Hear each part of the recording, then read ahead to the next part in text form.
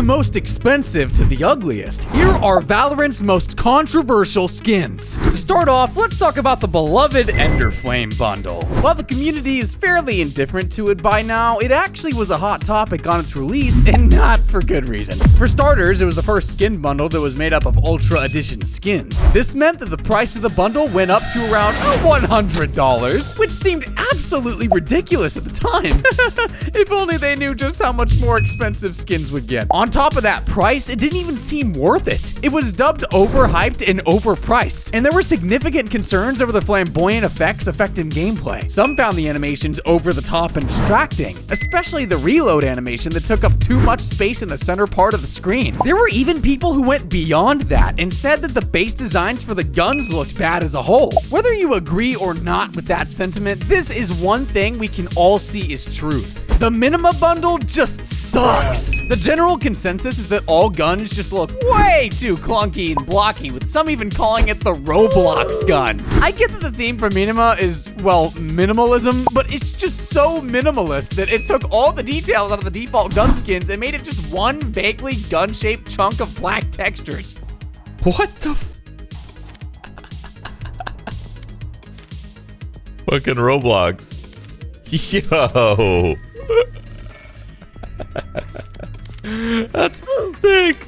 Along a similar vein to the Minima bundle, the Smite bundle is also one that's rather infamous for its looks. The concept for the skin isn't actually bad at all, but the execution fell short. The blue lightning designs would have looked better if they weren't so tacky and carelessly attached to the default gun skin shape. In fact, it had a ton of potential to be good. If there was a bit more effort put into the guns, and if it had sound effects that sounded like sparks of electricity, as well as a finisher that had lightning striking the ground, then it could have been a solid bundle. Well, at least it's cheap, right? Whoa, and whippity-doo, what do? It's the Smite Phantom.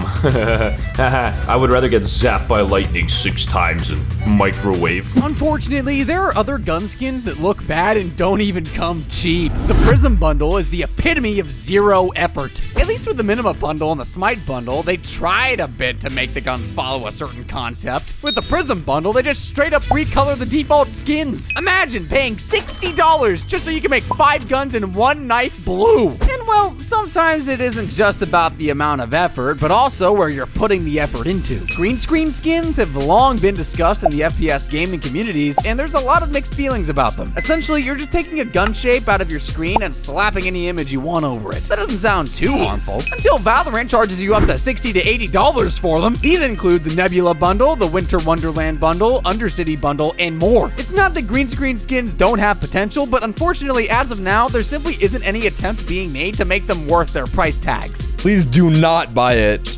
This doesn't even have an animation. I wonder what it sounds like. Is it just default sounds, I guess? Okay, listen to me. A lot of you guys are saying it's and I partially agree. It's kind of the only reason I would buy it is to showcase it to you guys. Speaking of things that aren't worth their price tags, the recent Black Market bundle has been under fire for being overpriced. Its entire gimmick was that it was 2 skins in 1, as it changed into different variants when you switched halves. Unfortunately, that's all it really has going for it. It looks very similar to default skins, doesn't have any added effects, and isn't anything special. On top of that, you need to use Radiant Knight to even unlock its gimmick. The bundle is regarded as a premium one, meaning for the same price, you could get bundles like the Reaver, Prime, and others that are so much more worth it. What is that? Oh, that's the bundle.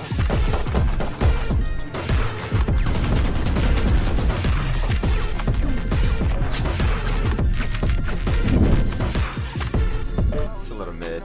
I'm not gonna. On top of the Black Market bundle not being worth its price, the prices for skins themselves have just been steadily rising. The most recent bundle that was released is the Radiant Entertainment System bundle, which is by far the most expensive bundle to date. Don't get me wrong, the skin effects are quite frankly stellar, and the additional sprays and cards in the bundle rack up its price, but it's still rather ridiculous that it's well over $100. The future for skin pricing in Valorant looks pretty bleak. But before thinking about the future, let's harken on the past, shall we? One particular series of bundles that have a lot of controversy around them is the Champions Bundle series. I mean, over $60 whole for just one gun skin and one knife skin? Even if it's a limited time, that's still a bit much. The Champions Karambit and Butterfly Knife were also the most expensive melee skins for a long time. But to be fair to them, they are a part of a special bundle for a special occasion, so we can cut them a bit of slack. What we shouldn't look over, though, is the fact that a non-limited melee skin shares the same price as these two special and limited melee skins. The Oni 2.0 bundle with the Oni Katana is probably the most reluctantly received skin releases of all time for one reason. The Oni Katana costs a whopping 5,350 Valorant points in comparison to the bundle costing 7,100 points. Listen, y'all, when the melee skin takes up like 75% of the bundle pricing, that's just messed up. At that point, it would be more worth it to just buy the entire bundle so you at least get 4 more gun skins. This garnered a lot of mixed feelings again from the community, as the return of the Oni bundle has been highly anticipated along with high expectations for the first Katana skin of the game. All of this hype only to end up being faced with this ridiculous pricing. Well, we can't finish this video without talking about the most boggling skin-related decision of all. Why don't melee kills get special kill banners and finishers? There is a large variety of absolutely amazing melee skins in Valorant, but all of them have the same default kill effects. Yeah, knife kills aren't all that common, but isn't that all the more reason for them to be rewarded with some kind of glamour?